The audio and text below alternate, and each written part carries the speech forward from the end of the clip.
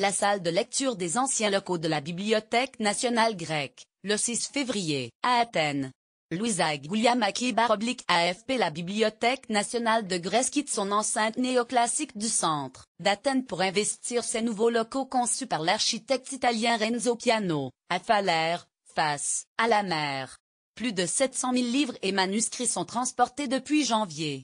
Portant masques et gants, l'équipe spécialisée place délicatement la précieuse cargaison dans des caissons à roulettes rembourrées, pour un voyage historique à l'autre bout de la métropole grecque.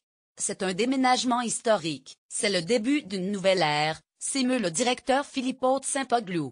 Plus de 550 personnes ont travaillé pendant 2 ans pour nettoyer, numériser, étiqueter et relocaliser plus de 700 000 livres et manuscrits au sein du flambant neuf Centre culturel Niarchos. Installé sur 17 hectares face à la mer, à 4 km au sud d'Athènes, le complexe comprend également la luxueuse nouvelle salle de l'Opéra national. Lire aussi, Athènes réinventée. Il aura fallu 8 ans pour concevoir et construire cet ensemble, inauguré en 2016 devenu un lieu de promenade apprécié des Athéniens, moyennant 600 millions d'euros entièrement apportés par la fondation Stavron Niarchos, nom d'un magnat du transport maritime grec. Sans fonds privés dans un pays frappé par la crise, l'opération n'aurait pu avoir lieu. À lui seul, le déménagement des livres et manuscrits coûte 500 000 euros. L'État grec a néanmoins apporté une petite contribution de quelques millions d'euros pour les frais liés à la Bibliothèque nationale. La bibliothèque réclamait de l'espace depuis des années, notait Chrysanthi Vassiliadou, l'une de ses responsables. Fondée en 1832, elle a été sise au fil du temps à Athènes dans un orphelinat, des bains publics, une cathédrale.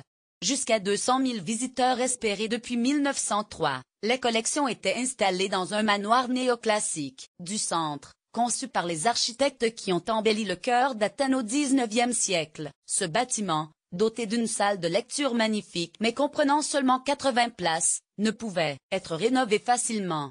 La Bibliothèque nationale accueille environ 20 000 visiteurs et 21 000 lecteurs par an. Des chiffres qui devraient être désormais multipliés par 10 grâce au gain d'espace, se réjouit Vasiliki Tsigouni, responsable de la salle de lecture, qui sera alors agrandie à 400 places. Lire aussi, splendeur retrouvée de la Bibliothèque nationale. Au total, la bibliothèque s'étendra sur 22 000 mètres carrés.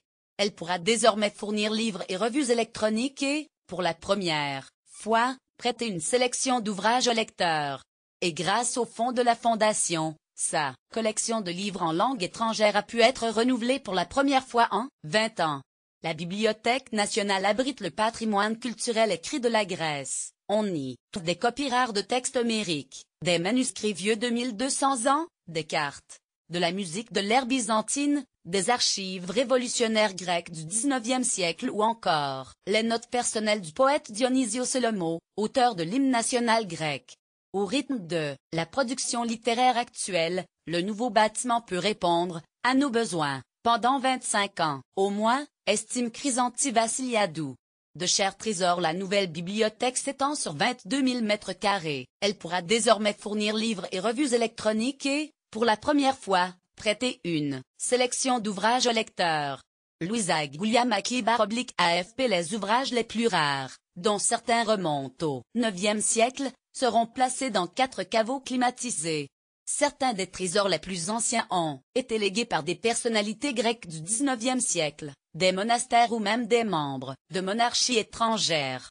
Parmi eux, une chronique de 1674 de Jacques-Paul Babin, un missionnaire jésuite, qui venait souvent à Athènes, publiée par le pionnier de l'archéologie française Jacob Spon. C'est le premier livre sur Athènes de l'époque moderne, un jalon dans l'histoire de la redécouverte de la ville par les Européens au XVIIe siècle, explique Yannick Kokona, professeur de bibliographie historique à l'université ionienne. Jusqu'alors, les références à Athènes étaient de vagues stéréotypes médiévaux, évoquant une ancienne cité glorieuse désormais en ruine. Parmi les autres trésors, un livre de prières du XIVe siècle ayant appartenu à Joventuro Nemanjić, l'un des derniers membres d'une dynastie ayant régné en Serbie et sur une partie de la Grèce au Moyen-Âge. Chrysanthi Vassiliadou souligne que tirer un trait sur l'actuelle bibliothèque ne sera pas aisé. Quand elle a commencé à se vider, Ça nous a fait mal, raconte-t-elle. Nous avons travaillé là, de nombreuses années, nous nous identifions au bâtiment. Celui-ci sera restauré pour abriter les archives, et servir de lieu événementiel. Nous sommes impatients de voir tout ce travail porteur ses fruits dans les nouveaux locaux, remarque Chrysanthi Vassiliadou. Puis nous reviendrons, pour nous occuper de ce bâtiment-ci et la boucle sera bouclée.